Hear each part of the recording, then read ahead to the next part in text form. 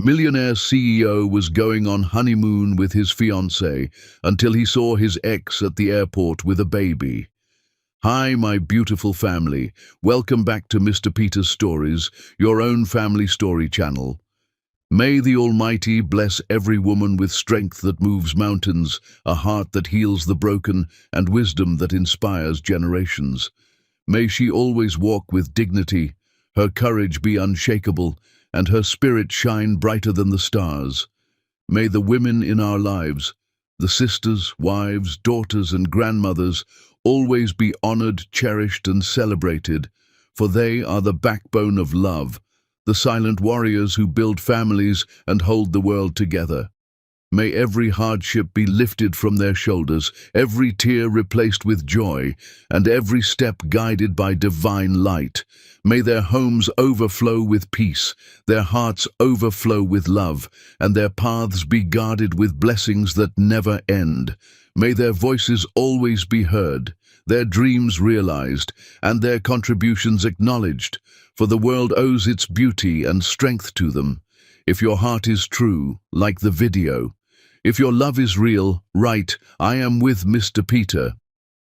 Chris Hanks had never believed in moments that could split a life in half. Not until the phone buzzed in his pocket while Kate Ruth laughed beside him, champagne flute raised in celebration of their upcoming honeymoon. "To Bali," Kate said, her voice bright with anticipation. "To us." Chris forced a smile and touched his glass to hers, but his mind was already elsewhere. The phone buzzed again, then again. His assistant never interrupted him unless something demanded immediate attention. "Give me just a second," Chris said, stepping away from the first-class lounge's bar. The message was simple. "Thought you should see this before your flight. Congratulations would have been appropriate. Jennifer." The attached photo loaded slowly, each pixel materializing like a punch to the gut. It was from last night's company awards ceremony, the one Chris had skipped to finalize wedding details with Kate's mother, the annual Strategic Consultant of the Year award ceremony that he'd attended every year for the past decade. Until this one. The photo showed the stage, the podium, the corporate backdrop with his company's logo repeated endlessly. And there, accepting the crystal trophy, stood Zoe Gabby, his ex-wife. She wore emerald silk that made her dark skin luminous. Her hair was different, shorter, more sophisticated. She looked powerful, confident, nothing like the woman who'd signed divorce papers with trembling hands. But that wasn't what stopped Chris's heart. In her arms, secured against her chest in some kind of carrier wrap, was a baby. The photographer had caught the moment perfectly. Zoe looking down at the child with such fierce love that it radiated from the image. The baby's face was partially visible, turned toward her chest, but Chris could see enough. Dark curls. The exact same curls his mother had in her baby photos, the ones she'd shown him every birthday. High cheekbones, the shape of the ears, the way the small fingers curled against Zoe's collarbone. Chris's knees went weak. He gripped the edge of a nearby table to steady himself. "Chris." Kate's voice cut through the roaring in his ears. "What's wrong? You look like you've seen a ghost." He turned the phone off and shoved it into his pocket, but his hands shook violently. Kate noticed everything. She always did. "Nothing," he managed. "Just work." "On our honeymoon?" Kate's smile dimmed. "You promised. No work for 2 weeks." Chris nodded, unable to form words. His mind was calculating, counting backwards, trying to remember when Zoe had filed for divorce, trying to remember the last time they'd been together, trying to remember if she'd looked different, if there had been signs, if he'd missed something catastrophic. The answer crashed over him like ice water. He had missed something. He'd missed everything. "Ladies and gentlemen, we're now beginning boarding for first-class passengers on Flight 873 to Bali." Kate grabbed her carry-on, excitement flooding back into her expression. "That's us! Come on, this is going to be amazing!" Chris followed her toward the gate, his body on autopilot while his mind spun in sickening circles. The photo had been from last night. Zoe had been at his company, accepting an award, with a baby who looked like his family.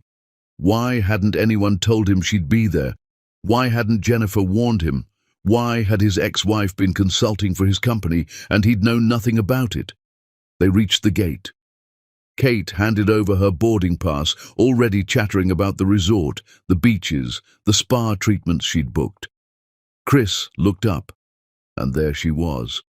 Zoe Gabby, standing near the windows overlooking the tarmac, the baby still secured against her chest. She was on her phone, talking to someone in low tones, her free hand resting protectively on the baby's back. The afternoon sunlight caught in her hair made her glow like she was lit from within. The world narrowed to a single point. She turned as if sensing his stare, and their eyes met across the crowded terminal.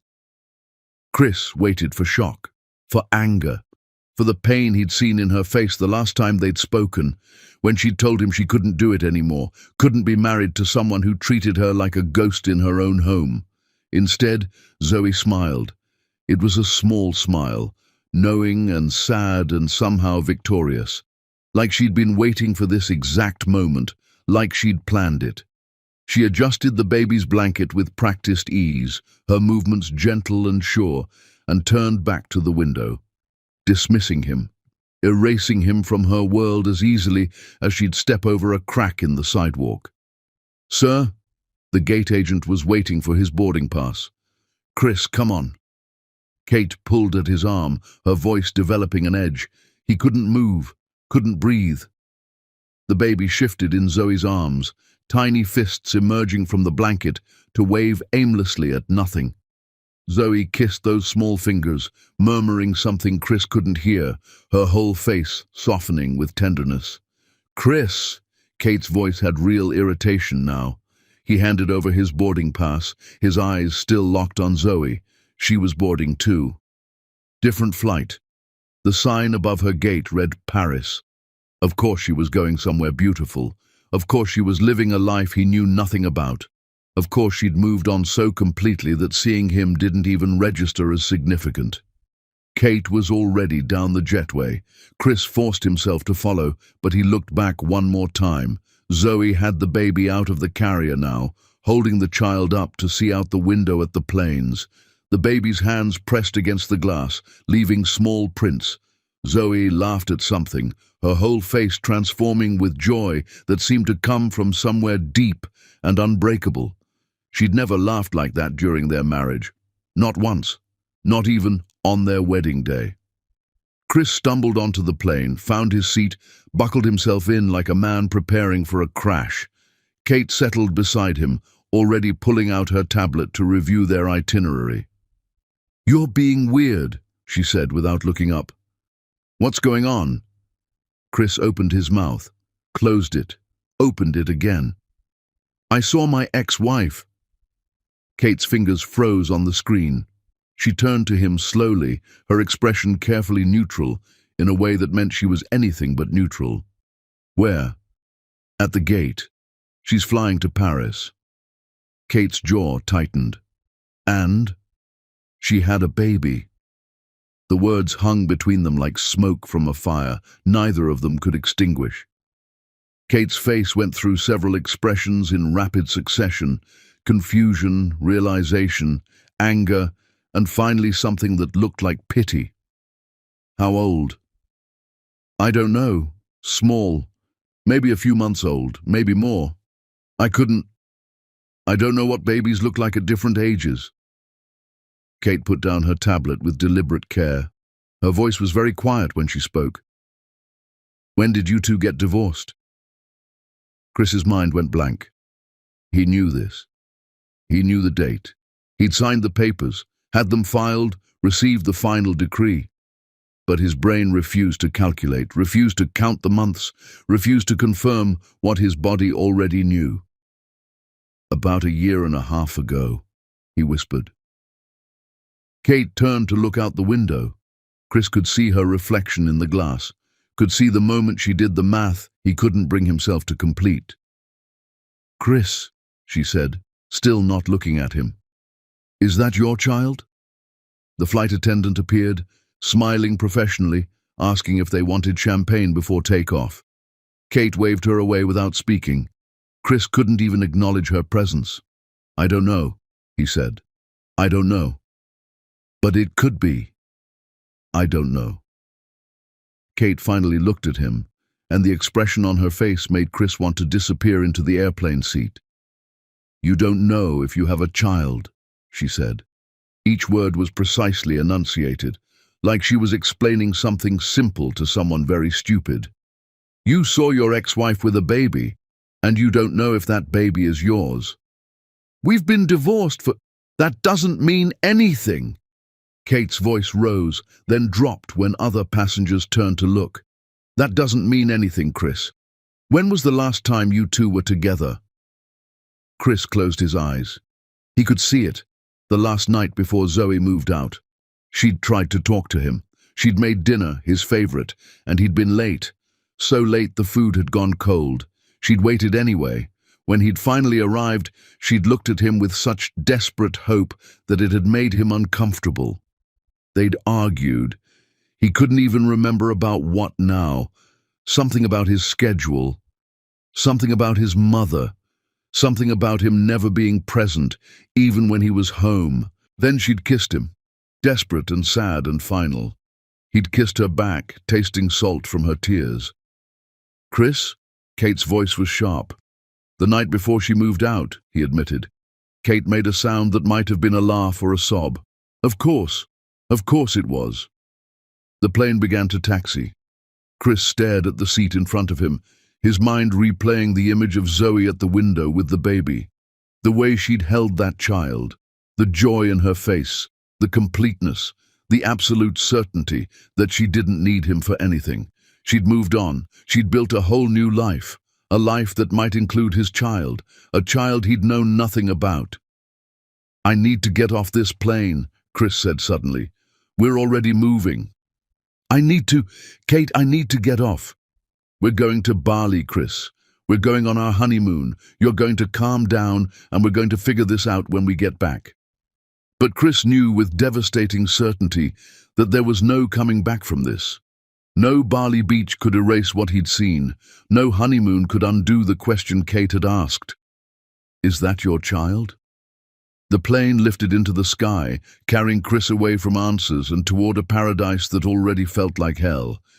He watched through the window as the ground fell away, and somewhere below, in a different plane climbing toward different clouds, was the life he should have fought for.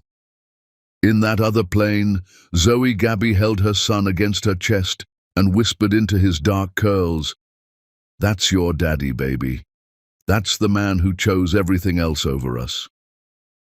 Brad made a small sound, his tiny hand gripping her finger with surprising strength. "But we don't need him anymore," Zoe continued, her voice steady and strong despite the tears she refused to let fall. "We never did. You and me, baby. We're enough. We've always been enough." Chapter 2. Paradise Lost. Bali was supposed to be heaven. White sand beaches stretched endlessly beneath impossibly blue skies. Crystal water lapped at shores where palm trees swayed in perfect tropical breezes. Their villa perched on a cliff, offering views that belonged in travel magazines. Every luxury Chris had paid for, every detail Kate had planned, surrounded them in borrowed perfection. Chris stood on their private balcony overlooking the ocean while Kate slept, and all he could see was Zoe's face at the airport, that knowing smile, the baby in her arms, the complete absence of need for him in her expression. His phone remained off. He'd turned it off on the plane and hadn't found the courage to turn it back on. What would he find? Messages from Jennifer explaining why she'd sent that photo. Emails from colleagues who knew Zoe had been at the awards ceremony. Evidence of a life happening in parallel to his own, a life he'd been completely blind to. "You've been out here for hours." Chris turned to find Kate in the doorway, wrapped in a hotel robe, her hair disheveled from sleep. She looked beautiful and miserable in equal measure, and the contrast made Chris's chest ache. "Couldn't sleep," he said. Neither could I. She moved to stand beside him, but maintained careful distance, like he was radioactive. We need to talk about this, Chris. I know. Do you? Kate's voice had an edge he'd never heard before. Because from where I'm standing, you brought your ex-wife and her, maybe baby, on our honeymoon. We're in one of the most romantic places on earth, and you can't even look at me without seeing her. Kate. No. She held up a hand. I've been patient. I've been understanding. I've given you space to process. But I'm standing here in Bali, supposedly on the most romantic trip of our lives, and you're spiraling over a woman you divorced. Over a child you didn't even know existed until yesterday. Chris wanted to argue, to defend himself, but every word died in his throat. She was right, completely devastatingly right. Tell me about her, Kate said. Tell me about Zoe. The name sounded foreign in Kate's mouth, like a word from a language she'd never meant to learn. Chris had never talked about his marriage, had kept that part of his life sealed away like something shameful. We were married for almost 3 years, he began, the words coming slowly. Met at a company function. She was working as a freelance consultant, smart. Brilliant, actually. She could walk into a room and within an hour understand the entire power structure, the relationships, the unspoken dynamics. People would spend months trying to figure out what she saw in minutes. Kate waited, her expression unreadable. My mother hated her from the start, Chris continued, said she wasn't sophisticated enough, wasn't from the right background, didn't understand our world.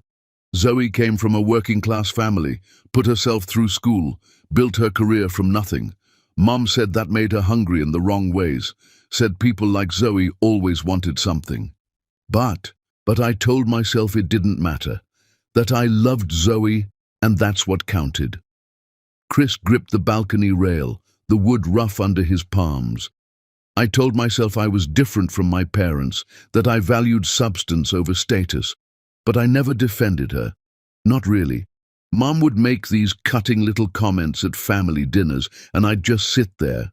Zoe would try to talk to me about it later, and I'd tell her she was being too sensitive, that Mom meant well, that it would blow over if she'd just ignore it.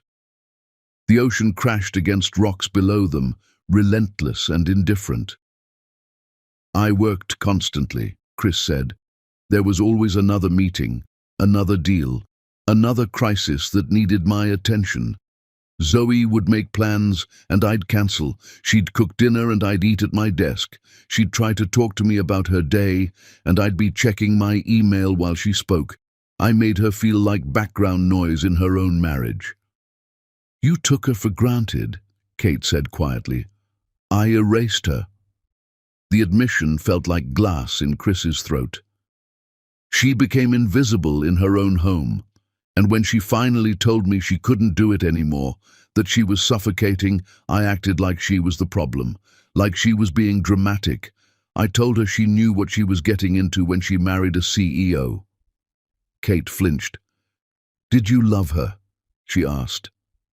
Chris thought about lying, about saying no, about claiming it had been a mistake from the start. But standing here in borrowed paradise, he couldn't manage it.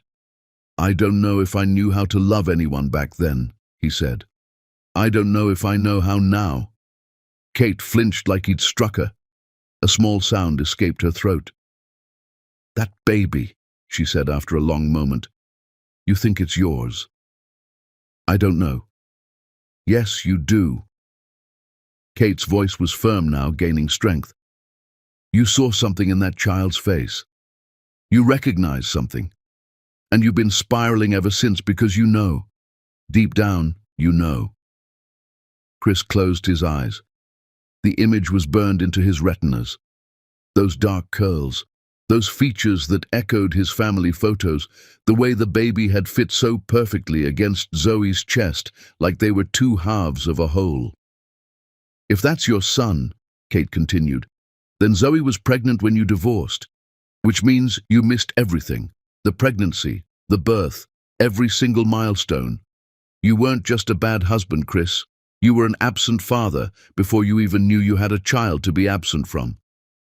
I need to find out, Chris said. Then turn on your phone. What? Turn on your phone, Chris. Call someone, your assistant, a friend, someone who can tell you the truth, because we're not moving forward with anything, not this trip, not our relationship, not our life, until you know. Chris pulled his phone from his pocket. It felt heavier than it should, like it contained worlds he wasn't ready to face. He pressed the power button and watched it come to life. The messages flooded in, dozens of them, emails, texts, voicemails, each notification a tiny explosion of everything he'd been avoiding. But it was the message from Jennifer that made his hands shake. I'm sorry I sent that photo the way I did, but you deserve to know. Zoe's been consulting for us for months. The baby is beautiful. His name is Brad. He has your mother's eyes. Everyone can see it except you. Chris showed the message to Kate. She read it twice, her face going paler with each pass. Then she nodded slowly. Brad. His name is Brad. Kate walked back into the villa without another word. Chris followed, found her pulling clothes from her suitcase and stuffing them into her carry-on with violent, jerky movements. What are you doing? Packing, she said without looking up. There's a flight back tonight, I'm taking it. Kate, please. You have a son, Chris. She finally met his eyes, and hers were filled with tears that spilled over when she blinked. You have a son you didn't know about, with a woman you clearly never got over. And I'm standing here, watching you break apart over them while I'm supposed to be celebrating becoming your wife. What part of this says we should be getting married? I love you. No. Kate zipped her bag with violent force. You love the idea of me. You love that I'm appropriate, that your mother approves, that I fit into your life without demanding you change anything. But love, real love, the kind that shows up and fights and chooses someone every single day. You don't know how to do that. You just proved it. Chris watched her pack, unable to form an argument because she was right. About all of it. I'm sorry, he whispered. I know you are. Kate's voice softened slightly. But sorry doesn't fix this.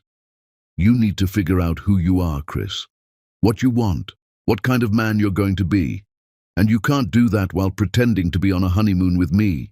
She called the front desk, arranged for a car to the airport, moved through the villa collecting her things with efficient devastation. Chris stood frozen, watching his future unravel. At the door she paused. For what it's worth, she said, I hope that little boy is yours. I hope you get the chance to know him. And I hope you're a better father than you were a husband. Because that woman at the airport? She looked happy, genuinely happy. Without you. Think about what that means. Then she was gone, and Chris was alone in paradise with the wreckage of his life spreading out before him like the ocean, vast and impossible to cross. He looked at his phone. Jennifer had sent the photo again, this time with better quality. He could see Brad's face clearly now. The resemblance was undeniable. This was his son, his child, a tiny person who existed because of him, but had grown and developed entirely without him. Chris sank onto the bed and stared at the image of his son for so long his eyes burned. The phone rang, his mother. Chris answered, his voice hollow. Christopher, Kate's mother just called me in hysterics saying Kate is on her way home from Bali alone. What on earth is happening? What did you do? I have a son, Mom. Silence. Then, what? Zoe had a baby. My baby. His name is Brad. And I didn't know. I didn't know because I was too busy listening to you tell me she wasn't good enough. Too busy proving myself to you instead of being a husband to her. Christopher, you can't possibly think... I'm done, Mom. The words came from somewhere deep and final. I'm done with your opinions, your judgments, your constant interference in my life. Zoe was right about you. Kate was right to leave. Everyone has been right except me. and I was too blind to see it because I was too busy trying to earn your approval. You're being irrational. You destroyed my marriage. You made Zoe feel worthless every chance you got, and I let you. I chose you over her, and now I have a son I've never met because of it." Chris hung up. Then he blocked her number, blocked her email, cut her out completely. He booked a flight home for the next morning, leaving paradise behind for the truth he should have faced long ago. Chapter 3. The Empire She Built. Chris's house felt like a mausoleum when he returned. Kate's things were already gone. Good. He deserved the emptiness. He spent the first day going through old files, searching for clues about Zoe's life. Then he found it, buried in his deleted emails. "We need to talk about our future." Sent the week before she'd filed for divorce. Chris's hands shook as he opened it. "Chris, I'm pregnant. I've tried to tell you in person for weeks, but you haven't been home before midnight once. I made your favorite dinner last Tuesday. You didn't come home. I waited at the restaurant for our anniversary. You forgot. I even came to your office, but your assistant said you were in back-to-back meetings and couldn't be disturbed. This baby deserves a father who shows up. I'm not sure that's you anymore. Please call me. This is the last time I'll ask." The timestamp showed 2 in the morning. He'd been at a board meeting, drinking scotch with investors, sealing a deal he couldn't even remember now. He'd deleted it without reading. Assumed it was another complaint. There had been no later. Chris called Jennifer. "I need to know everything about Zoe's consulting work."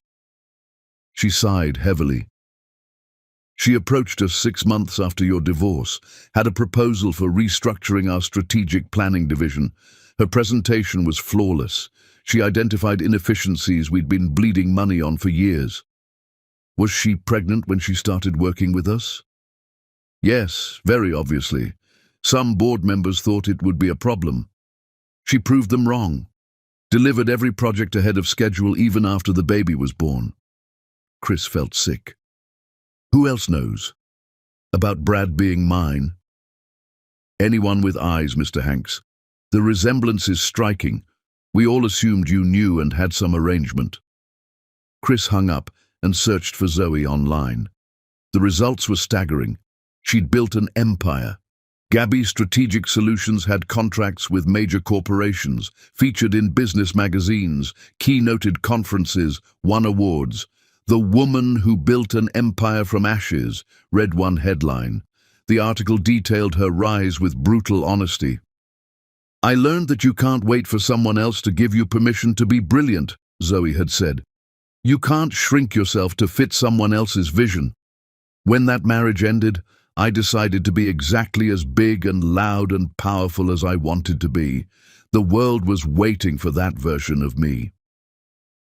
There was a photo of her in her office, Brad on her lap, both grinning.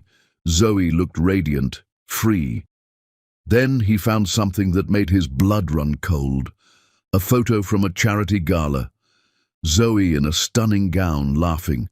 And beside her, hand on her back, was Dante Rivers, his former best friend. Dante, who'd been his best man. Dante, who'd disappeared after the divorce without explanation. The caption read, "Zoe Gabby and business partner Dante Rivers." Chris felt the world tilt. Dante had chosen Zoe. Chris drove to Dante's office. The building was new, all glass and steel. The directory listed Gabby Strategic Solutions on the top floor. Dante stood in his office doorway, arms crossed. "You've got some nerve coming here. I need to talk to you." "About what?" "About how you destroyed the best woman either of us will ever know. About how you missed the birth of your son because you were too busy kissing your mother's ass." Chris flinched. "You were there when Brad was born." "Of course I was there. Someone had to be. Zoe called me, terrified and alone. She was bleeding badly. I got her to the hospital. I held her hand while the doctors worked. I paced that waiting room thinking she might die, thinking your son might die. And I called you 17 times. Your assistant said you were at a company retreat and couldn't be disturbed." Zoe almost died. She hemorrhaged during delivery, coded on the table. They brought her back, but it was close. Dante's voice cracked. And where were you? Playing golf with investors. Chris made it to Dante's bathroom just in time, vomiting until there was nothing left. When he emerged, Dante was staring out the window. I didn't know, Chris whispered. I didn't know any of it. That's the problem, Chris. You never knew. You never looked. So yeah, I was there. I've been there ever since. For Brad's first smile, his first word, his first steps, every milestone you missed. Chris sank into a chair. Are you together? You and Zoe? Dante laughed bitterly. That's what you're worried about? No. She's my best friend, my business partner. Brad is my godson. I love him like my own blood. But Zoe and I aren't together. She's too smart to trust her heart to a man again, not after what you did. I need to see him. Brad, I need to see my son. Dante opened his door. Get out. Dante, you gave up the right to make demands when you deleted her email, when you missed her calls, when you chose everything else over her. Brad has a good life, people who love him fiercely, and you're not in it. He's my son. Biology doesn't make you a father. Showing up makes you a father, and you've never shown up for anything that mattered. Chris left and drove to Zoe's house. It was beautiful. A craftsman home with a garden, toys scattered across the porch. A life he could see but couldn't touch. Through the window, he watched Zoe dancing with Brad in her arms, both laughing, Brad's head thrown back in joy. Dante arrived with groceries, let himself in with a key, joined the dance, lifting Brad onto his shoulders. Chris watched them, this family that didn't include him, and understood what he'd destroyed. Not just a marriage, a future, a son, everything that mattered, and he had no one to blame but himself. Chapter 4. The Reckoning. Chris spent the next week in a fog so thick he could barely function. He went to the office but accomplished nothing, sat in meetings without hearing a word. His assistant rescheduled appointments. His deputy handled urgent matters. Chris just sat in his office staring at the photo of Brad he'd saved to his phone, memorizing every detail. Dark curls, bright eyes that sparkled with mischief, a smile that could light up the world. His son, a person who shared his DNA but knew nothing about him. Kate texted once, I hope you find what you're looking for. You deserve to be happy, so do I. That's why I'm not coming back. I've already moved my things out completely. I wish you well, Chris. I really do. Chris didn't respond. What could he say? She'd left him for all the right reasons. His mother called repeatedly. He let every call go to voicemail, deleted each one without listening. Her voice had poisoned enough of his life. Then Jennifer knocked on his office door. Mr. Hanks, there's something you should know. Chris looked up from the photo of Brad he'd been studying. What? Zoe came by during the divorce to collect her personal items from when she used to work here before you were married. I thought you knew, but looking back now, I don't think you did. When?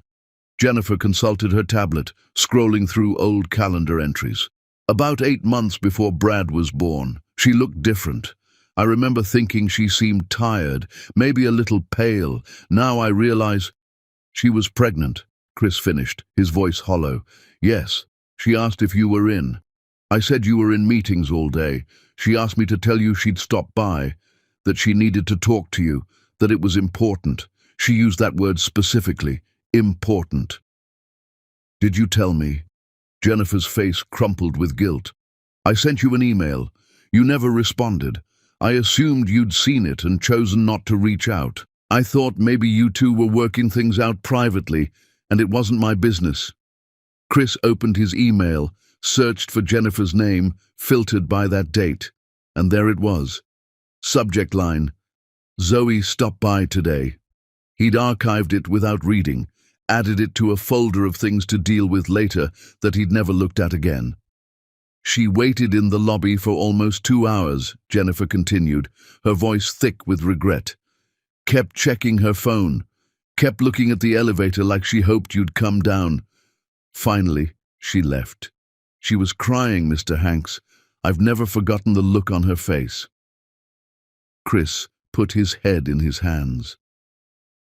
I'm sorry, Mr. Hanks. I should have made sure you knew. I should have interrupted your meeting. I should have done something. No, Chris said. This isn't your fault. It's mine. All of it. Every single failure.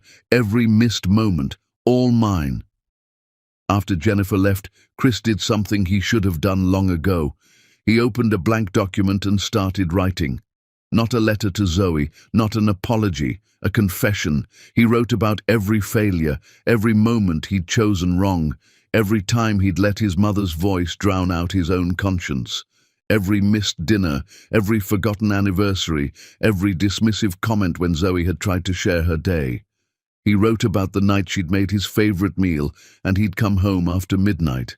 How the food had been cold, how she'd still served it to him with hopeful eyes that broke his heart now to remember. How he'd eaten it while reading emails on his phone, not even tasting it. He wrote about their anniversary, how she'd made a reservation at the restaurant where they'd had their first date, how she'd bought a new dress, done her hair special, how he'd been so consumed with a merger that he'd forgotten completely, how she'd called him from the restaurant, voice small and broken, and he'd snapped at her for interrupting an important meeting. He wrote about the morning she'd tried to tell him something important, morning sickness making her pale and shaky, and he'd rushed out for a breakfast meeting without asking if she was okay, without even noticing her distress. He wrote about his mother's constant criticism, how she'd called Zoe that girl instead of her name, how she'd questioned every choice Zoe made, every outfit she wore, every opinion she expressed, how Chris had sat silent at family dinners, nodding along when his mother made cutting remarks about Zoe's background, her education, her career choices. He wrote about the last night, how Zoe had looked at him with desperate hope, how she'd kissed him like she was drowning and he was air, how he'd kissed her back but been thinking about the board meeting the next morning, mentally rehearsing his presentation. He wrote about the divorce papers, how he'd signed them with relief, how he'd told himself he was better off, how he'd ignored the way Zoe's hands had shaken when she'd signed her name, how she'd had to stop and wipe her eyes before she could finish. He wrote for hours, pages and pages of failure and regret, every moment he wished he could take back, every word he wished he could unsay. When he finally stopped, his hands ached and his eyes burned from staring at the screen. He printed the document. Then he added one more page, a legal document signing over full parental rights to Zoe, child support backdated to Brad's birth, a trust fund that would ensure Brad's future regardless of Chris's presence or involvement. He wasn't trying to buy forgiveness. He was acknowledging that Zoe deserved every resource, every advantage, every bit of support he should have given her from the beginning. Chris put it all in an envelope and sent it to Zoe's office by messenger. Then he waited. The response came faster than he expected. Zoe herself appeared at his office that afternoon, her lawyer beside her. Both women looked like they'd rather be anywhere else. Chris stood when they entered. Zoe looked at him with an expression he couldn't read, anger mixed with exhaustion, mixed with something that might have been pity. "Keep your money, Chris," she said without preamble. "Brad doesn't need your guilt payments." "It's not, but I'll accept your confession." She opened her briefcase and pulled out a folder. "Since you're in a truth-telling mood, here's some truth for you."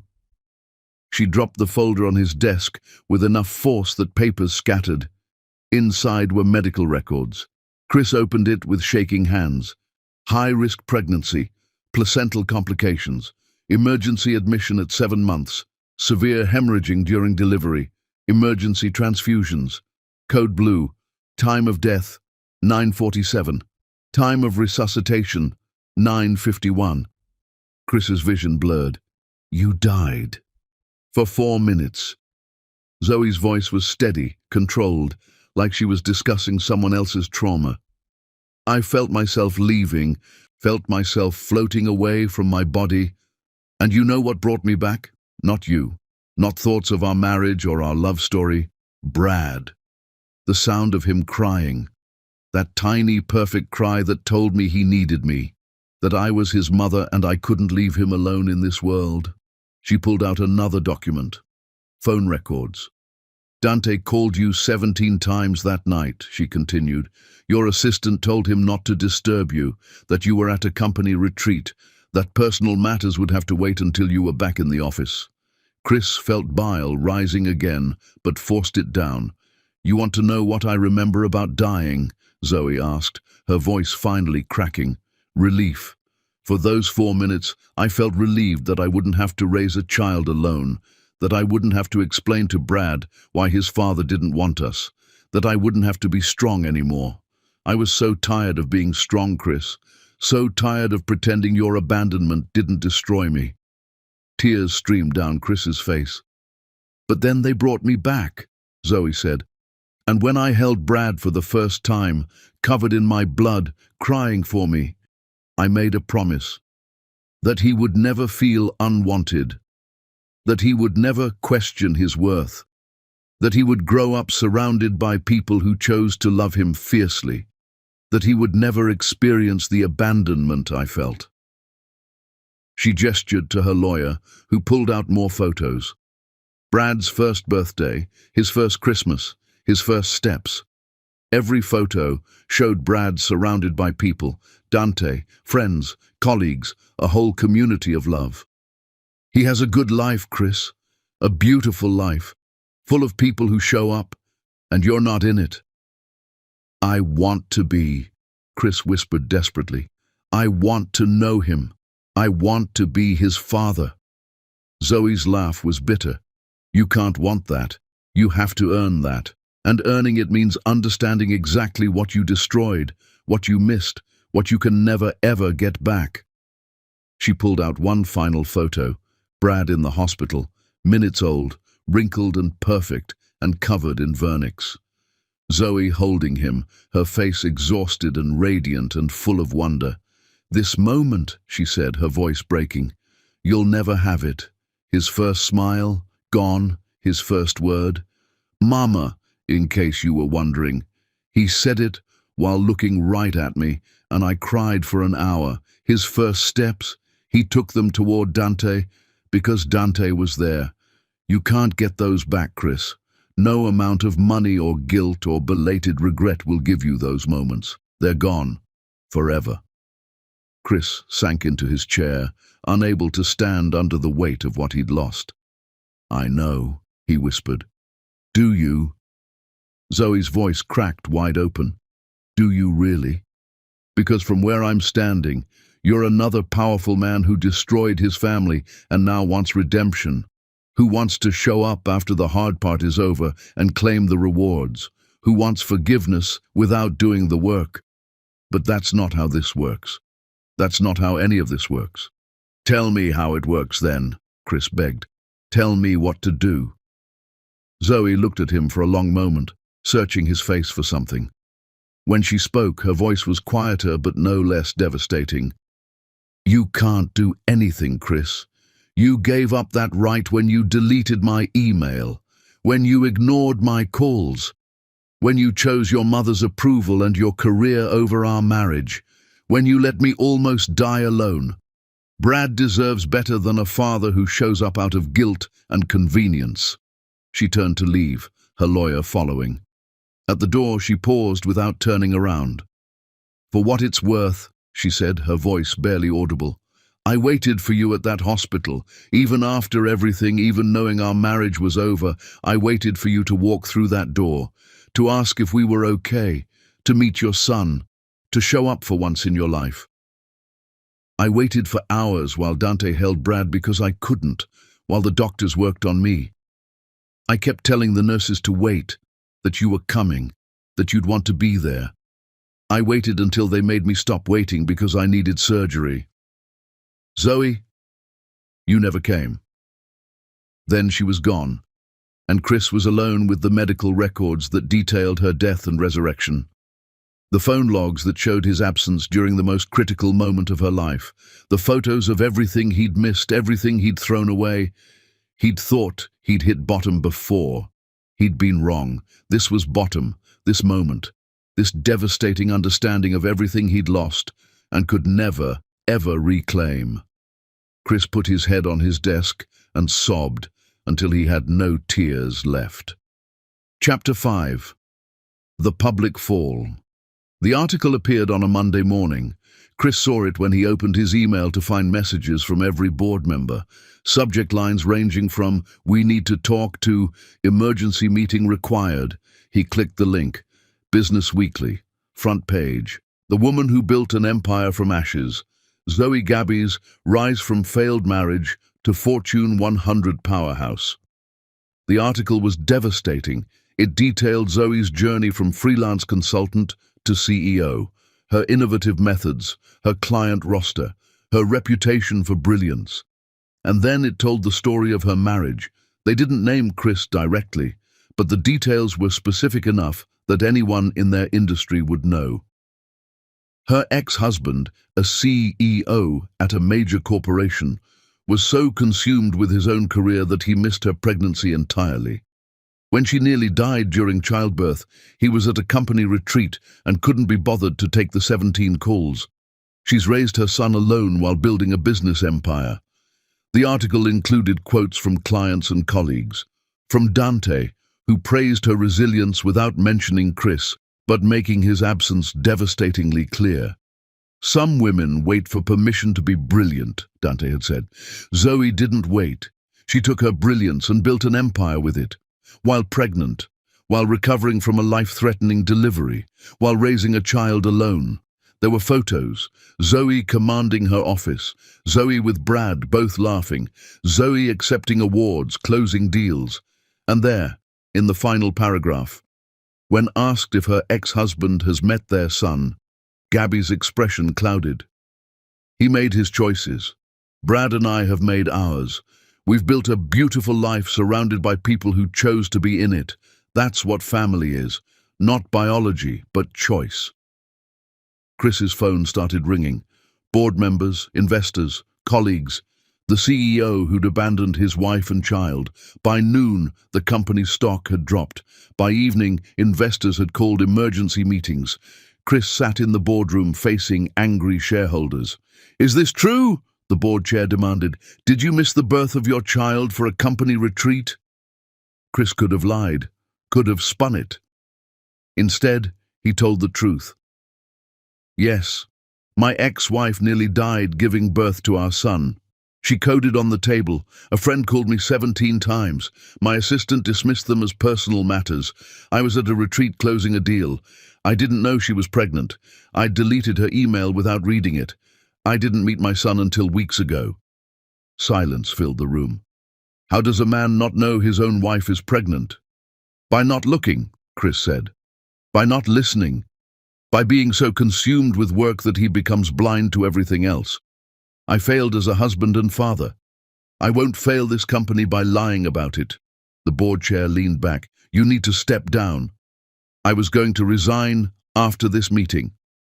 The deputy CEO, Rachel, spoke up. "If Chris resigns, I'd like to be considered for his position." The board chair looked at her. "You have young children, don't you?" "I do, which is why I understand work-life balance. I've been doing Chris's job while making it to school plays and family dinners. That makes me more qualified, not less."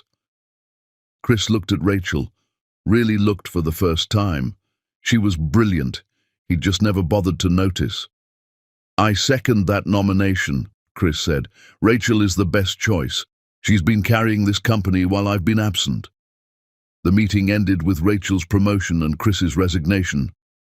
Outside, reporters waited. Chris walked out to face them. Cameras flashed. Microphones appeared. "Mr. Hanks, is the article accurate?" Chris looked into the cameras. "Yes, every word. I failed my wife. I didn't know my son existed. I chose work over family repeatedly. Zoe Gabby is extraordinary. She built an empire while I was too blind to see her brilliance. She's raised our son alone while I congratulated myself on corporate success. I have no excuses. I was a terrible husband and an absent father. Will you seek custody? No. Brad has a good life, a mother who loves him fiercely. I have no right to disrupt that. I can only hope someday he'll give me the chance to know him, but that's his choice, not mine. What about Zoe? Chris's voice cracked. Zoe deserves every success she's built. She deserves happiness. She deserves someone who sees her, who shows up. I wasn't that man. Someone else will be, and I'll have to live with that. He walked away from the cameras, away from the company, away from the life he'd built on neglect. His phone buzzed. Dante. Saw your press conference. It doesn't fix anything, but it's a start. Chris drove home to the empty house. The video had gone viral. Comments ranged from supportive to vicious. He read them all. Then he saw one that made him stop. My dad did this to my mom, left us when I was a baby, never came back. At least this guy is honest about what he destroyed. Chris closed the laptop. Honesty was the bare minimum. Not redemption, just the truth, finally spoken. Chapter 6. The Rebuild. Chris sold everything his mother had chosen for him. The penthouse overlooking the city, the one she'd decorated with furniture that cost more than most people's cars. The luxury sedan she'd insisted a CEO needed. The artwork she'd selected to impress visitors. The watches she'd given him, each one marking some achievement she'd deemed worthy. He kept what he needed to live simply and donated the rest to a foundation for single mothers. Not his money, the actual items. Let other people build lives with the things his mother's values had demanded. Then he started showing up. Not to Zoe's office, not to her house, not demanding anything. He showed up at a shelter for homeless families and asked how he could help. They put him in the kitchen washing dishes, mountains of them, plates crusted with food, pots that needed scrubbing, silverware that needed sorting. Chris washed dishes for hours while the women who ran the shelter served meals to families who had nowhere else to go. He showed up at a community center that provided childcare for working mothers. They had him cleaning bathrooms, scrubbing toilets, mopping floors, restocking supplies, the glamorous life of a former CEO. He showed up at a support group for absent fathers trying to make amends. They made him listen. Just sit and listen to stories that sounded exactly like his own. Men who'd chosen work over family, men who'd missed births and birthdays and everything in between, men who were trying to claw their way back to children who didn't know them. Some of the stories ended with reconciliation, most didn't. He attended therapy 3 times a week, joined a parenting class even though he had no child to parent, no custody arrangement to prepare for. Read every book on child development he could find, took notes like he was studying for the most important test of his life, because he was. He wasn't trying to impress Zoe, wasn't building a case for why he deserved a second chance. He was trying to become someone different, someone better, someone who might someday be worthy of the possibility that Brad would choose to know him. One night at the support group, a man named David shared his story. I missed my daughter's birth because I was drunk, David said, his voice flat with the practice of telling this story many times. Missed her first 5 years because I was using. Got clean, got my life together, showed up at her 6th birthday party thinking I'd be welcomed back like a hero. Her mum slammed the door in my face, said I'd lost the right to call myself her father, said being sober didn't erase 5 years of absence. The room was quiet, except for the hum of the old heater. It took me 3 more years, David continued. 3 years of showing up at AA meetings every single day. 3 years of paying child support without being asked. 3 years of sending birthday cards I knew she'd never open, Christmas presents that were probably thrown away. Then her mum called. Said my daughter had asked about me. Asked if I was real or just a story she'd been told. They agreed to let me send letters, not see her, not talk to her, just write to her. Did you? Someone asked. Every single week for 2 years. Never got a response. I wrote about my day, my recovery, the things I was learning about being a better person. Just wrote into the void. Then, on her 9th birthday, I got a letter back. One sentence. Why did you leave? Shortest letter I've ever received, but it destroyed me. I wrote back the truth, that I was sick, that I was selfish, that leaving was the worst thing I'd ever done, but I couldn't stay while I was still using. She wrote back, "Are you better now?" I said I was trying every day to be better. She wrote, "Okay, maybe we can meet someday." David's voice cracked for the first time. She's 12 now. We meet once a month, supervised visits at a family center. I don't get to be her dad.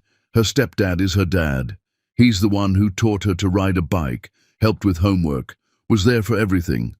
But I get to be David, the guy who messed up but is trying, and some days that feels like more than I deserve.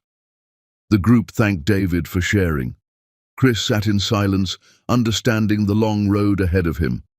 After the meeting, he drove home and started writing. Not to Zoe, to Brad. Dear Brad, you don't know me. I'm your biological father, but I don't have the right to call myself your dad. That title has to be earned through presence and consistency and love that shows up every day. I'm writing to tell you about myself. Not who I want you to think I am, but who I actually am. I'm someone who made terrible mistakes.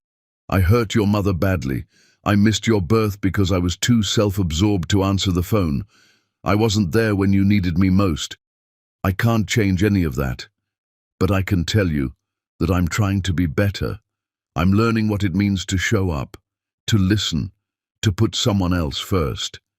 I'm learning these things too late to be the father you deserved from the beginning. But I'm learning them anyway, in case you ever want to know where you came from. In case you ever wonder if I think about you.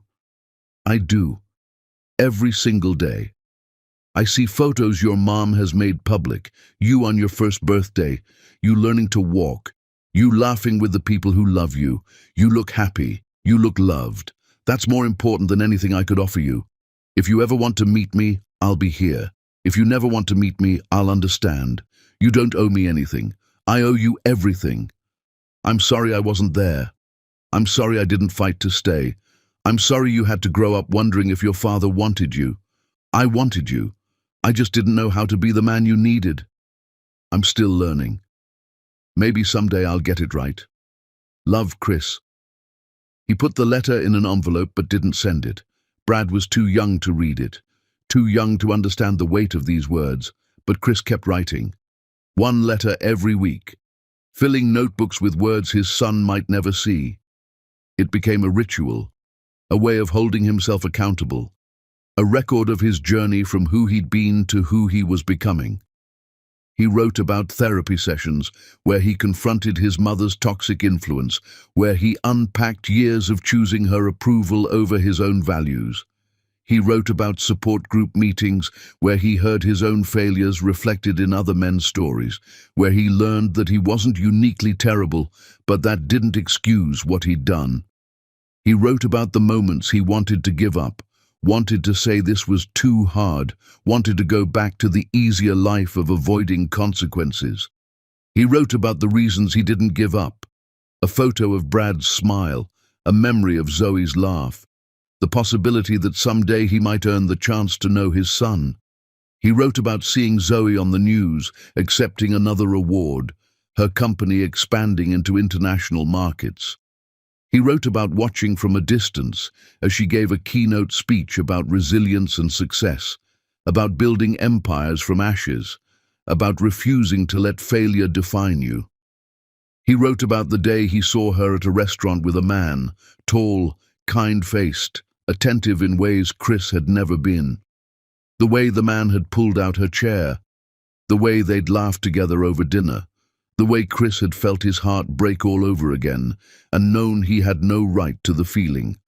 He wrote about attending a parenting workshop where they taught communication skills for talking with children, about practicing on a doll and feeling ridiculous and doing it anyway, because someday Brad might give him a chance and he needed to be ready. 6 months passed, then 8, then more. Chris's life transformed into something simpler, quieter, more honest. He worked part-time as a consultant, using his business skills but not drowning in corporate ambition. He volunteered regularly at the shelter and the community center. He showed up for therapy. He showed up for support group. He showed up for himself in ways he never had before. His mother tried to reach out multiple times through mutual friends, through family members, through lawyers. He didn't respond. That bridge was burned and needed to stay that way for his own healing. Kate sent him a card months after the breakup. "I heard you resigned. I heard about the foundation. I'm proud of you for choosing differently. I hope you find peace, Chris. You deserve it, and so does that little boy." Chris didn't find peace, but he found purpose, and one afternoon his phone rang with a number he didn't recognize. "Chris Hanks? Yes? This is Dante Rivers. We need to talk." Chris's heart stopped. "Is Brad okay? Is Zoe?" "They're fine, but Zoe asked me to call you. She has a proposition." Chapter 7. The opening. Dante's office looked exactly as Chris remembered, down to the placement of books on the shelves. But this time when Chris entered, Dante didn't look angry. He looked tired, worn down by something Chris couldn't identify. "Sit down," Dante said without preamble. Chris sat, his heart hammering so hard he could feel it in his throat. "Brad has been asking about fathers," Dante began, getting straight to the point in that way he always had. "He sees other kids at the park with their dads. He's starting to notice he doesn't have one. Zoe has been honest with him. She says his father lives in another city and is very busy. But Brad is smart, 4 years old and already asking questions that don't have easy answers." Chris's throat tightened. "What kind of questions? Why doesn't my daddy want me? Did I do something wrong? Is he dead?" Dante's voice was rough, like the words hurt to say. "Kid logic. If his dad isn't around, it must be his fault somehow. He's internalizing your absence as his own failure." "No," the word came out strangled. "It's not his fault, it's mine, all mine. Zoe knows that. I know that. But Brad is 4 years old. He can't understand adult failure. He can't comprehend how a father could miss his birth, could not know he existed. He just knows he's different from the other kids, that something is missing." Dante pulled out his phone and showed Chris a video. Brad, at a playground, standing alone watching a father push his daughter on the swings. Brad's face was full of longing so profound it made Chris's chest ache. The father noticed Brad watching, smiled, asked if he wanted a push.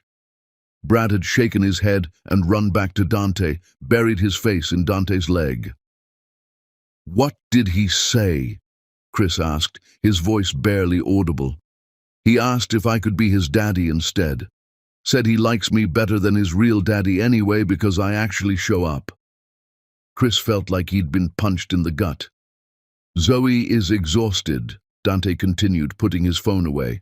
"Not physically, emotionally. She's been strong for so long, telling Brad stories about how special he is, how loved he is, surrounding him with people who chose him.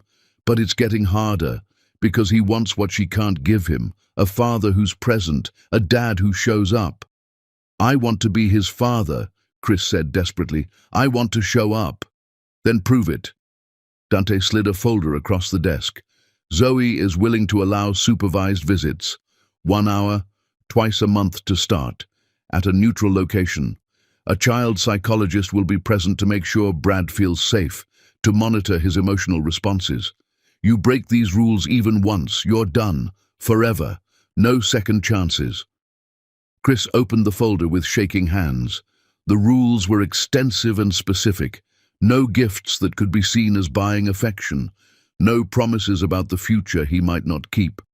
No trying to be the fun dad who swoops in with toys and excitement. Just presence, consistency, being there without expectation of immediate love or acceptance. "I'll do it," Chris said without hesitation. "Anything, everything, whatever Brad needs." "This isn't about you," Dante warned, his voice hardening. "This is about Brad. You're not doing him a favor by showing up. He's giving you a chance you don't deserve. Remember that every single second of every single visit."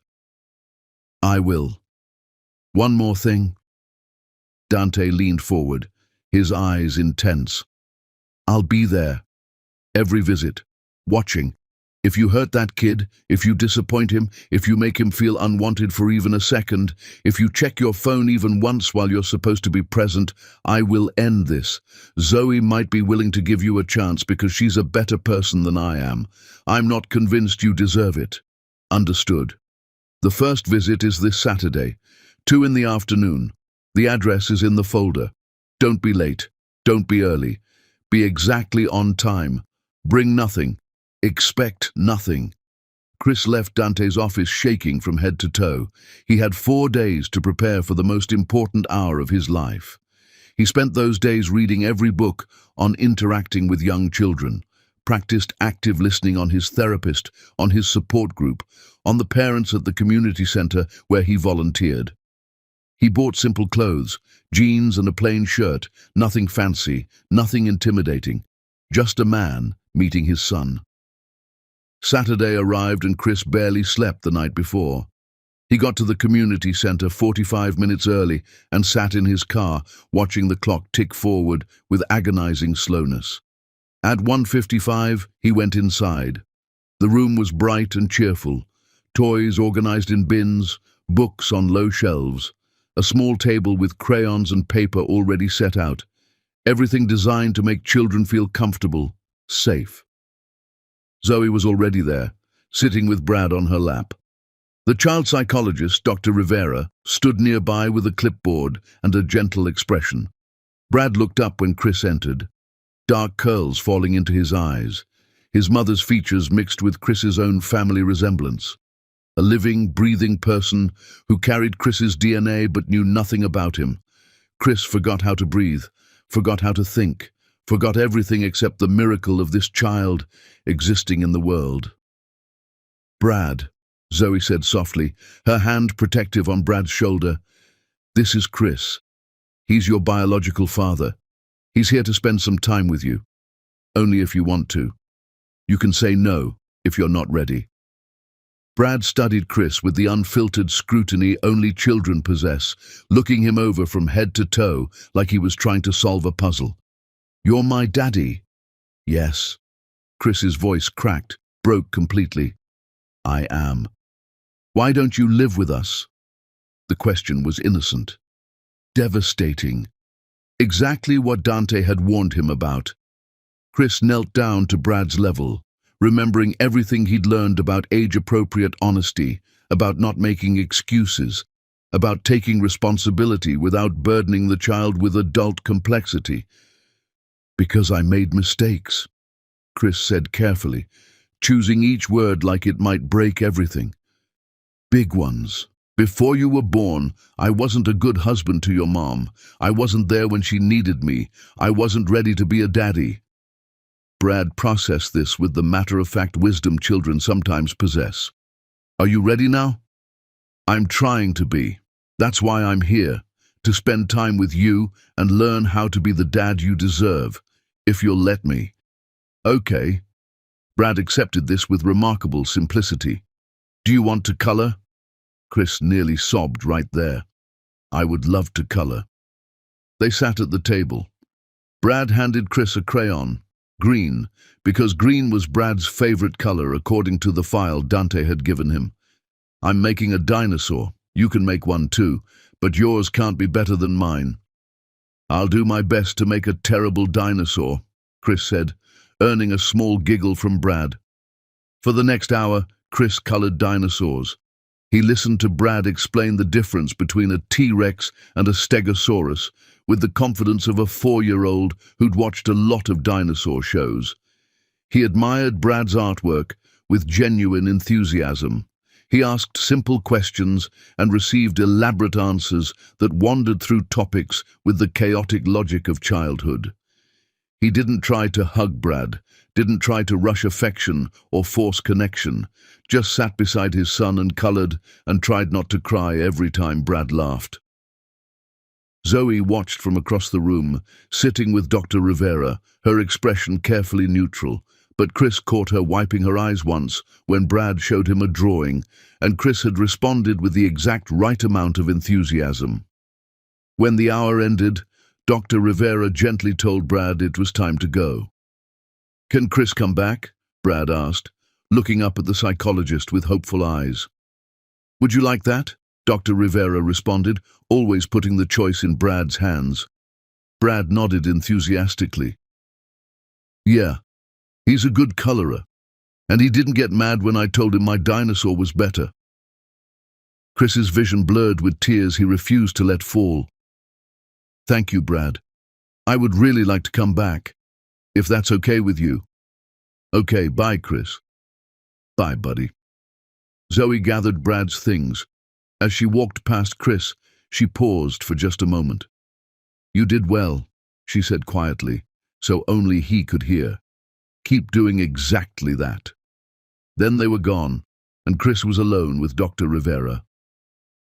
"How do you think it went?" the psychologist asked, making notes on her clipboard. "I don't know. I felt like I was going to collapse the whole time, like one wrong word would shatter everything." "That's normal for first meetings. The important thing is that Brad felt safe. He engaged with you naturally. He asked you to come back. That's a very good first step, Mr. Hanks." Chris went to his car and cried for 20 minutes straight. Relief, grief, gratitude, terror. All of it mixed together until he couldn't distinguish one emotion from another. He'd met his son. His son had asked him to come back. His son had called him a good colorer. It was more than he deserved, more than he'd dared to hope for. The second visit was 2 weeks later. Brad remembered him, ran up with a book about space. "Chris, read this to me." Chris read the book 4 times because Brad kept asking for one more time, and Chris would have read it 100 times if Brad wanted. The third visit, Brad brought a puzzle.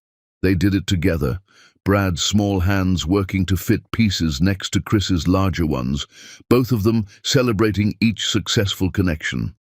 The fourth visit, Brad fell asleep during story time, his head resting against Chris's shoulder like it belonged there. Chris didn't move, didn't breathe, just sat there holding his son for the first time, feeling the weight of him, the warmth, the impossible trust. Zoe's expression softened when she saw them. Just slightly, just enough that Chris noticed. "He's comfortable with you," she said when Brad woke up, rubbed his eyes, smiled at Chris without fear. "I'm grateful for that, more grateful than I can express. Don't make me regret this, Chris. I won't. I swear on everything I am, I won't." After the 5th visit, Zoe pulled Chris aside, while Brad showed Dr. Rivera a new drawing. "Brad's been talking about you at home," she said, her voice guarded but not hostile, "asking when he gets to see Chris again, telling Dante about the things you do together. He's starting to love you." "Is that okay?" Chris asked carefully. "I don't know yet." Zoe's honesty was almost painful. "He's starting to love you, and that terrifies me, because if you disappoint him now, if you leave, if you prove unreliable, he won't survive it. He's already asked me once if you're going to leave like some daddies leave their kids. Do you know how hard it was to answer that question when I don't know the answer myself?" "I'm not leaving," Chris said firmly, looking directly into her eyes. "I'm not going anywhere, ever. You say that now, but what happens when this gets hard? When the novelty wears off? When showing up becomes inconvenient? When you have work conflicts or other obligations? Then I'll choose Brad, every single time. That's what fathers do. They show up. They choose their children. I didn't understand that before. I do now." Zoe searched his face, looking for the lie, looking for the crack that would prove he was still the man who'd failed her. "We'll see," she finally said. "Time will tell who you really are." As Chris left that day, he saw Brad through the window, waving goodbye with both hands, his whole face lit with joy. Chris waved back, his heart so full of love, it physically hurt. He was Brad's father, not because of biology, not because of rights or claims, because Brad was choosing to let him be, and Chris would spend the rest of his life being worthy of that choice. Chapter 8. The Bond. The visits continued through spring into summer. Twice a month became weekly at Zoe's suggestion after Dr. Rivera reported that Brad was thriving, that the consistency was good for him, that Chris had proven reliable. 1 hour became 2, when Brad asked if Chris could stay longer, and Zoe had agreed. Brad started bringing things to show Chris, a parade of treasures that mattered in the mysterious logic of 4-year-olds. Drawings from school that Chris taped to his refrigerator with reverent care. A tooth he'd lost, which Chris admired like it was made of diamonds. A rock he'd found that he swore looked like a dragon, and Chris agreed it absolutely did. Chris treated each treasure like gold because to Brad they were, because sharing them meant trust, meant Brad was letting Chris into his world. He learned Brad's favorite color was green, but that purple was a close second. That he hated broccoli but loved carrots, especially with ranch dressing. That he had nightmares sometimes about monsters under the bed and needed his nightlight on to sleep, the one shaped like a turtle that projected stars on the ceiling. He learned that Brad loved being read to but struggled with loud noises, would cover his ears at fire sirens or thunder, that he was tender-hearted and cried when he saw hurt animals on nature shows, would ask if the animals were okay even after the show was over, that he laughed with his whole body when something was really funny, the same way Zoe did, throwing his head back with pure joy. Chris memorized every detail like he was studying sacred texts. One visit, Brad was quieter than usual. Sat at the table coloring, but without his usual enthusiasm, his movements slow and sad. "What's wrong, buddy?" Chris asked gently. "A kid at school said I don't have a real dad." Brad's voice was small, hurt in a way that made Chris want to break things. "He said Dante is just pretending, that he's not my real dad because he's not married to Mama."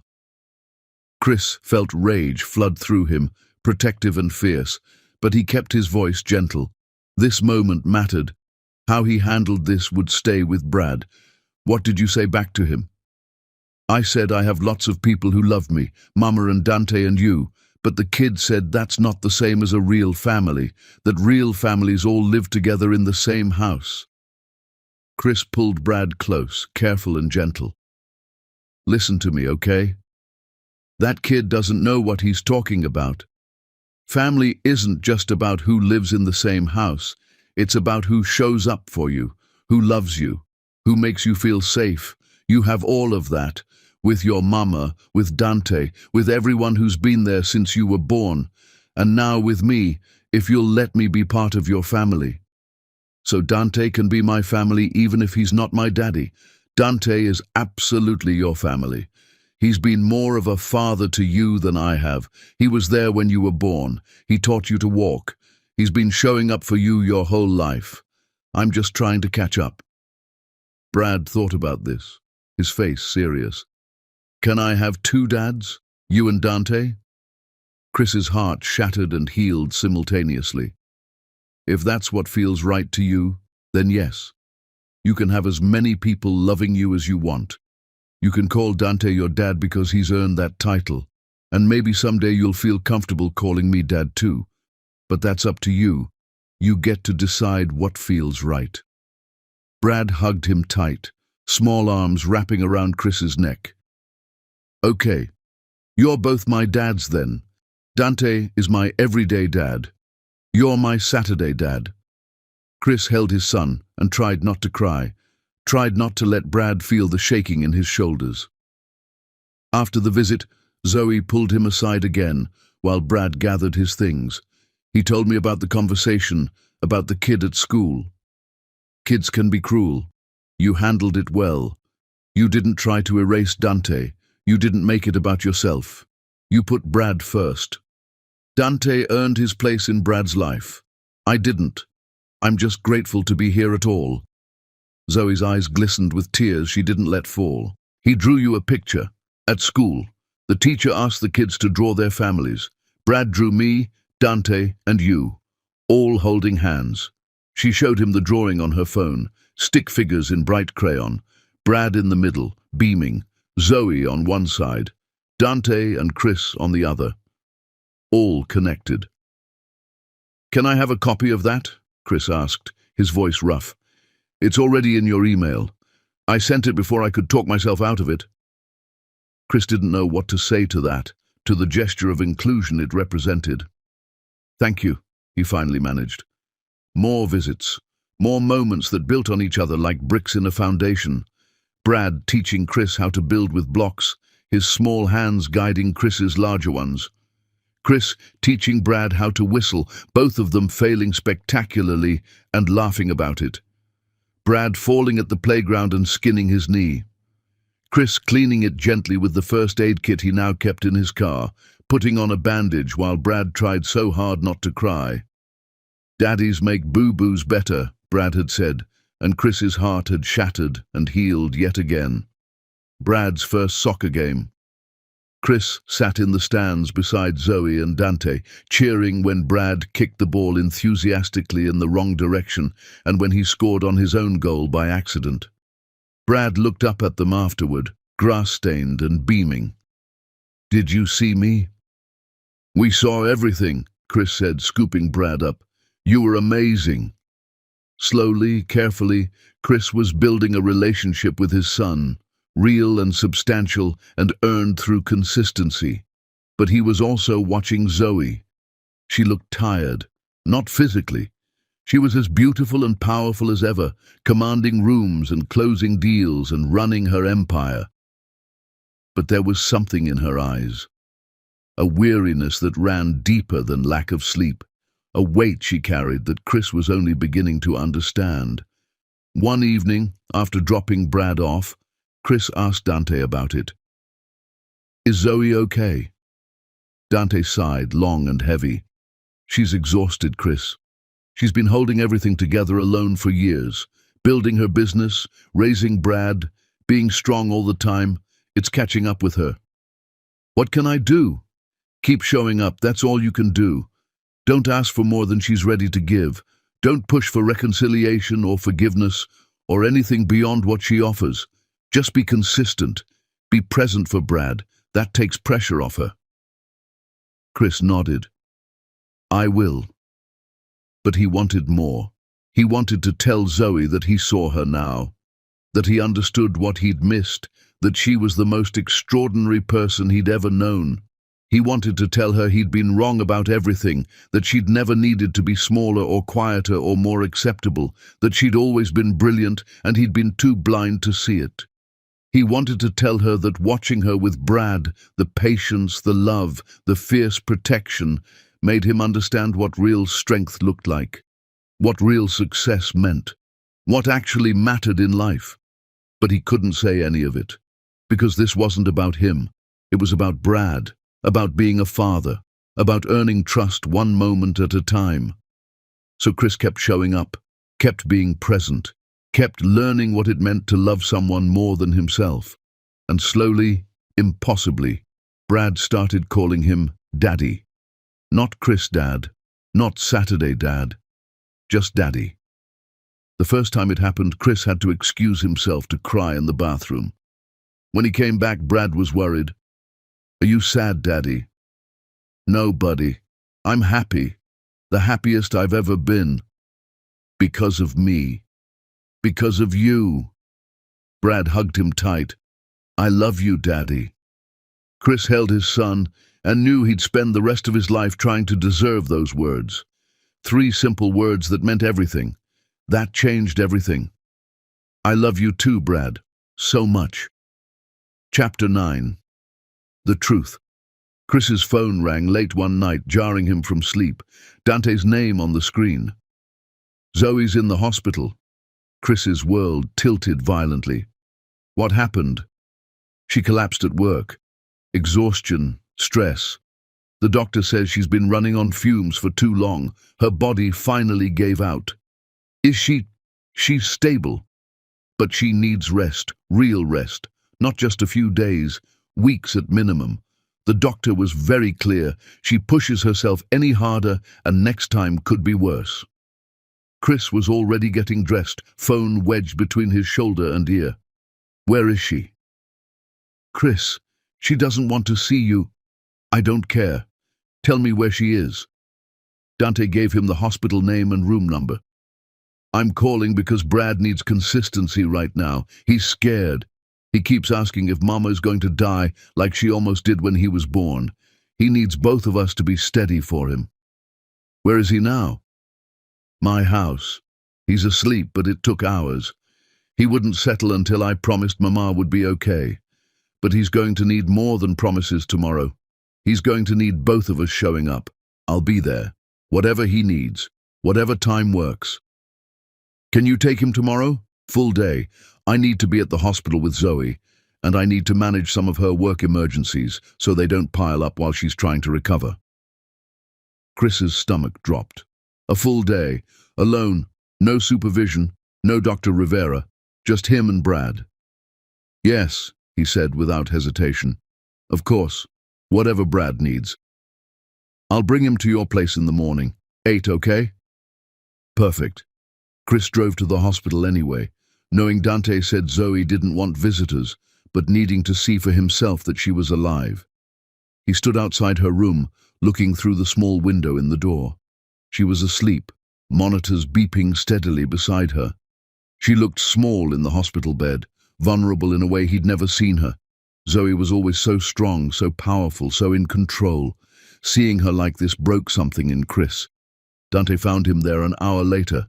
She's going to be okay, Dante said quietly, but she can't keep doing this, trying to be everything for everyone, running herself into the ground. What can I do? Be there for Brad. That's the biggest help right now. Let her recover knowing he's taken care of. I will, I promise. The next morning, Dante arrived with Brad at exactly 8. Brad looked small and scared, clutching a stuffed dinosaur Chris had never seen before. Hey, buddy, Chris said gently, kneeling to Brad's level. How are you doing? Is Mama okay? Brad's voice was tiny, terrified. She's resting at the hospital. The doctors are taking very good care of her. She just needs to sleep and get strong again. Like when I was a baby? Chris's chest tightened. Kind of like that. But this time she's going to be fine. She just worked too hard and got tired, okay? Brad nodded, but didn't look convinced. Dante handed Chris a bag. His favorite snacks, instructions for nap time. He still takes one around 1 o'clock. Emergency contacts. My cell is on there, but I'll be at the hospital, so I might not answer right away. We'll be fine, Chris said, with more confidence than he felt. Brad, Dante knelt down. You're going to have a fun day with Chris, okay? And tonight, you'll come back to my house, and tomorrow, we'll go see Mama. Brad hugged Dante tight. Promise? Promise? Then Dante was gone, and Chris was alone with his son for the first time. Really alone, responsible for every need, every fear, every moment. He was terrified.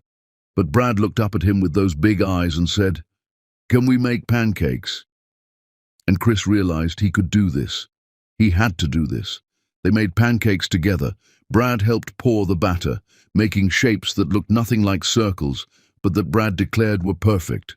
They ate together at Chris's small kitchen table, Brad's legs swinging because his feet didn't reach the floor. Daddy? Yeah, buddy? Are you scared? Chris thought about lying, about being strong, but Zoe had always told Brad the truth in age-appropriate ways, and Chris needed to honor that. A little bit, Chris admitted. I want to make sure you have a good day, that you're not too worried about Mama. Me too, Brad said. I'm scared about Mama. That's okay. It's okay to be scared. But we can be scared together and still have a good day. Want to know a secret? Brad nodded. Being brave doesn't mean you're not scared. It means you do things even when you are scared. And you're being very brave right now. They spent the day together, park lunch that Brad helped make. Sandwiches cut into dinosaur shapes with cookie cutters Chris had bought specifically for today. Ice cream because sometimes scared kids need ice cream. Reading books on the couch, building a fort out of couch cushions that took over the entire living room. Normal things, dad things.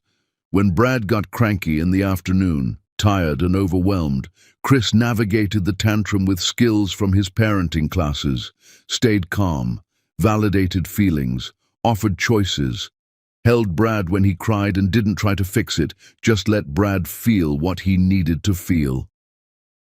"I want Mama," Brad sobbed.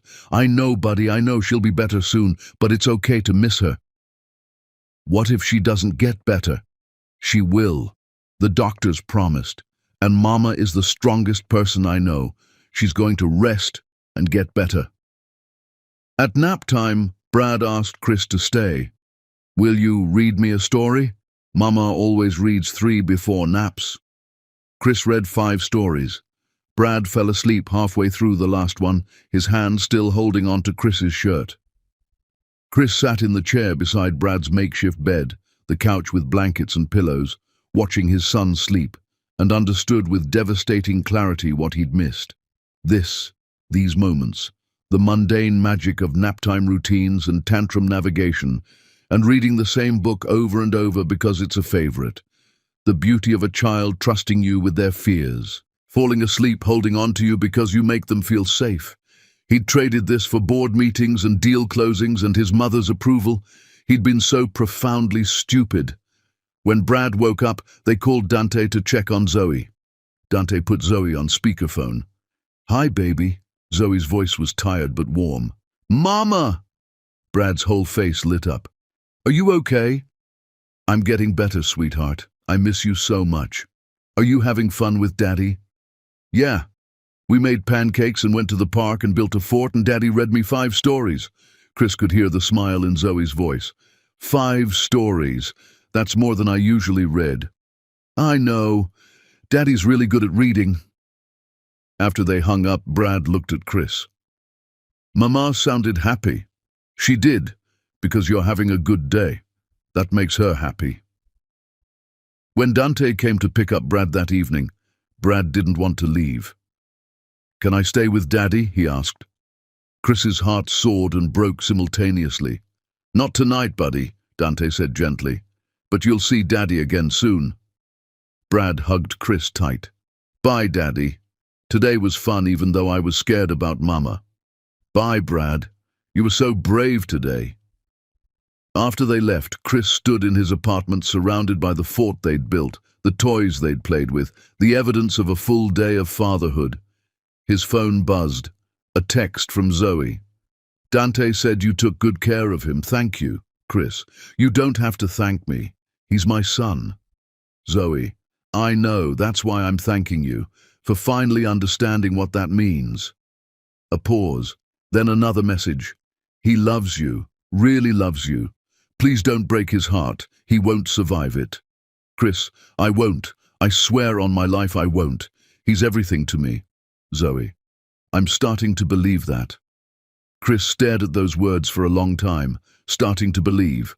Not there yet, but starting. It was more than he deserved, and exactly what he needed to keep fighting for. Chapter 10. The Reunion.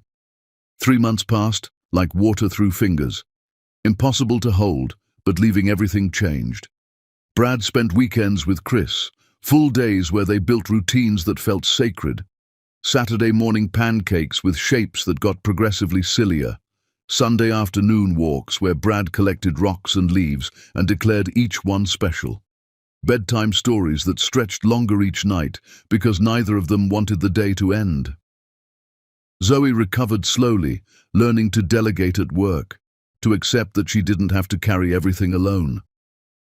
Dante took on more leadership in the company, proving himself worthy of the trust Zoe had placed in him years ago. She worked fewer hours, spent more evenings with Brad, started sleeping through the night without nightmares about hospital monitors and code blues. And Chris kept showing up, every scheduled visit, Every soccer game where Brad still kicked the ball in creative wrong directions. Every school event where Brad wanted him there. He didn't miss a single one. Not for work, not for anything, not ever. One Saturday afternoon, Chris arrived to pick up Brad and found Zoe standing on the porch alone, no Brad bouncing with excitement beside her. "Where's Brad?" Chris asked, his stomach dropping with immediate worry. "He's at Dante's for the afternoon. I asked Dante to take him. I wanted to talk to you." Zoe gestured to the porch chairs. "Sit, please." Chris sat, his heart hammering. This felt significant, final, like everything could change in the next few minutes. Zoe was quiet for a long moment, staring out at the street where children played, their laughter carrying on the afternoon breeze. "Brad asked me a question last night," she finally said. "He asked why you don't live with us like other daddies live with their families." Chris's breath caught. "What did you tell him?" "I told him the truth, that we're not married anymore, that sometimes adults make mistakes they can't undo, that some things break too completely to be fixed. He asked if we could try again, if you could come live with us, and we could be a family like his friend Tyler's family." "Zoe, let me finish." Her voice was steady but strained, like she was holding something fragile that might shatter if she moved wrong. "I've been thinking about this for weeks, watching you with Brad, watching you show up consistently, reliably without excuses, watching you become the father he deserves. And I've been terrified." Chris waited, afraid to breathe. "Because I can't let myself want this," Zoe continued, her voice breaking slightly. "I can't let myself believe that you've actually changed. It would destroy me if you reverted back to who you were, if you chose work over us again, if you made me invisible again. I built myself back from that destruction once. I won't survive it a second time." "You won't have to," Chris said firmly. "I won't go back to being that person. I can't. He doesn't exist anymore. You can't promise that. People don't fundamentally change, Chris. They just manage their weaknesses better on good days. What happens on the bad days? What happens when work gets demanding? When your ego wants recognition? When being present gets difficult?" Chris leaned forward, his eyes locked on hers. "You're right.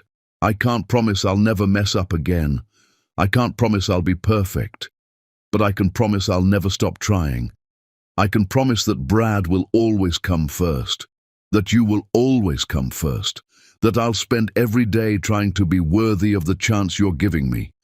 And on the days I fall short, I'll own it, apologize, and do better the next day." Zoe's eyes filled with tears that caught the afternoon light. "You hurt me so badly, Chris, made me feel worthless, made me question everything about myself. I built myself back from nothing, made myself into someone who doesn't need validation from anyone. I can't go backward, I won't. I'm not asking you to go backward. I'm asking you to consider going forward, not to who we were, that marriage deserved to die, to who we could be, two completely different people who learned devastating lessons and grew from them." "I don't love the man you were," Zoe said quietly. "I don't love the man I was either. I barely recognize him now. But I might love the man you're becoming." The words came out barely above a whisper, like admitting them cost her something vital. "And that terrifies me more than anything, because loving you again means trusting you with my heart, means trusting you with Brad's heart. And if you break it, if you break him, we won't survive it. I won't break his heart, or yours. I'd rather die than hurt him the way I hurt you." That's easy to say now. What about in 6 months, a year, when the novelty wears off and being a family is just hard work? Then I'll do the hard work, because that's what love is, Zoe. Not the easy moments, the hard ones. The ones where you choose to stay when leaving would be simpler. I didn't understand that before. I do now. Zoe stood, walked to the porch railing, gripped it with both hands. Chris stood too but didn't approach. gave her space to think. "I'm not saying I'm ready for you to move in," she finally said, turning to face him. "I'm not saying I'm ready for marriage or big declarations or promises about forever, but I'm willing to try, really try. Not just family dinners and supervised visits, a real relationship, dating, figuring out if we can build something new from what we destroyed." Chris felt tears burning his eyes. "Are you sure? I don't want you to do this for Brad if it's not what you want." "I'm not sure of anything, except that I'm tired of being scared. Tired of protecting myself from someone who's proven he's trying to change. You can't give me back the years we lost. You can't undo the pain, but you can be here now, and that's enough to start with." Chris moved closer, slowly, giving her time to retreat if she wanted. She didn't. "I love you," he whispered. "I never stopped. I just didn't know how to show it. Didn't know what it meant to really love someone. I loved you too. Past tense. Then I hated you. Now I'm somewhere in between, trying to figure out what this new version of us looks like. We'll figure it out together." "No." Zoe's voice was firm. "We'll figure it out separately first, then together. I need to know you can maintain this version of yourself without me watching, without the pressure of proving yourself. I need to see that you're doing this for you and Brad, not for me." "Okay, whatever you need. I need time. I need slow. I need you to earn every single inch of this, Chris. Every conversation, every date, every moment of trust. Nothing is guaranteed. Nothing is owed. You have to choose this every day, and so do I." "I understand." Zoe looked at him for a long moment, and something in her expression shifted, softened. "Brad wants to spend next weekend with both of us. Together. He's been asking for weeks. I kept saying no because I wasn't ready. But maybe it's time." Chris's heart soared. "Really? One weekend? We take him to the zoo or the park or wherever he wants. We act like a family. We see how it feels. And if it feels wrong, we stop. Brad's happiness comes first. Not yours, not mine. His. Agreed. And Chris?" Zoe stepped closer, looked up at him with eyes that still held caution, but also something that looked like hope. "Don't make me regret this. Don't make him regret this. Because if you hurt that little boy, if you disappoint him after he's opened his heart to you, I will make sure you never see him again. I don't care what courts say. I will protect my son from anyone who hurts him, including you. I know, and I wouldn't expect anything less. He deserves that protection." They stood there on the porch, two people who destroyed each other trying to figure out if they could build something better from the ruins. "I should go get Brad," Zoe said finally. "He'll want to know you're still coming tomorrow for your regular visit." "I'll be there, always." The weekend together came faster than Chris expected. He picked them up early Saturday morning, Brad bouncing with excitement at having both parents together. "Are we a family now?" Brad asked from his car seat. "We're figuring out what kind of family we want to be," Zoe answered carefully. "What do you think? Where should our family go today?" "The zoo. I want to see the elephants." The zoo was crowded with families, the air filled with children's laughter and animal sounds. Brad ran ahead to each exhibit, calling back for both of them to look, to see, to share each moment. Chris watched Zoe watching Brad and saw everything he'd been too blind to see before. The fierce love in her eyes, the patience as Brad asked the same questions repeatedly, the joy she took in his joy. She was radiant, powerful, entirely herself. "You're staring," Zoe said without looking at him. "I know. I'm trying to memorize this. In case it doesn't happen again." "It'll happen again." Zoe finally looked at him. "I'm scared, but I'm not going to let fear make decisions for me anymore. We'll take this slow, but we'll take it." At the elephant exhibit, Brad tugged on both their hands. "Can we take a family picture?"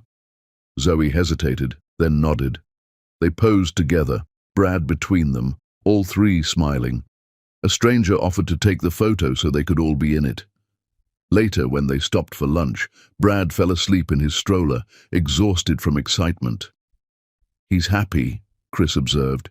"He is. And I'm trying to trust that this happiness will last, that you'll keep showing up, that this isn't temporary." "It's not. Zoe, I need you to know something. I don't just want to be Brad's father. I want to be your partner, your equal, someone who supports your dreams the way I should have from the beginning, someone who sees how extraordinary you are and tells you every day." "Words are easy, Chris. I know, so watch my actions. Judge me by what I do, not what I say. I'll prove it. Every single day." Zoe looked at him, really looked, and he saw the moment something shifted, not trust yet, but possibility. "Okay," she said, "let's see what you've got." The next months unfolded like a story being written one careful word at a time. Family dinners, where Chris cooked and Zoe worked and Brad played between them. Date nights where they talked for hours, learning each other again, discovering who they'd become in the years apart. Chris defended Zoe when a colleague made a dismissive comment about work-life balance at a networking event, walked out of the conversation and never looked back. He chose Brad's school play over an investor meeting, showed up to Zoe's keynote speech and sat in the front row, cheering louder than anyone. He chose them, every single time, without hesitation. And slowly, impossibly, Zoe started to trust him. 6 months after that conversation on the porch, Zoe asked Chris to stay after Brad went to bed. They sat on the couch, close but still careful. "Brad asked me again when you're moving in," Zoe said. "I told him I don't know. He said it doesn't seem that complicated, that you love us and we love you." "Kid logic," Chris said with a small smile. "Maybe it's not wrong, though." Zoe turned to face him fully. "I see you, Chris. I see how you've changed, how consistent you've been, how you show up for Brad without being asked, how you support my work without resentment. You've become someone I barely recognize, in the best possible way. I'm still learning, still trying. I know, and that's what makes this real. You're not perfect, but you're present. You're honest about your failures. You apologize when you mess up. That's all I ever needed." "Are you saying—" "I'm saying I'm ready to try, really try, not just dating, building a life together, slowly, carefully, with Brad's happiness as our compass." Chris pulled her close, and this time she melted into him, rested her head against his chest like she used to before everything broke. "I love you," he whispered into her hair. "This version of you, the empire builder, the fierce mother, the woman who refused to stay broken." "I loved you too," Zoe said, past tense, "then hated you. Now I'm loving you again. This new version, the man who shows up, who chooses his family, who became the father our son deserves." "Our son," Chris repeated, loving the sound of it. "That sounds right." It does. They sat in comfortable silence, two people who'd destroyed each other learning how to build something better, stronger, real. Brad found them the next morning, curled together on the couch where they'd fallen asleep talking. "Daddy stayed." Brad's delighted shout woke them both. "Good morning, buddy," Chris said, pulling Brad up between them. "Are we a real family now?" Chris looked at Zoe. She looked at him. Both of them smiled. "Yeah," Zoe said. "We're figuring out how to be a real family." "Finally!" Brad threw his arms around both of them. "I've been waiting forever." Chris held his son and the woman he'd lost and found again, and understood that this messy, complicated, hard-won love was worth more than every success he'd ever chased. "I love you both," he said, "more than anything." "We love you too," Brad said simply. Zoe didn't say it out loud, but she squeezed Chris's hand, and he felt it in the way she held on. They were broken people building something beautiful from the pieces. It wasn't perfect, it would never be easy, but it was real, and it was theirs, and that was everything.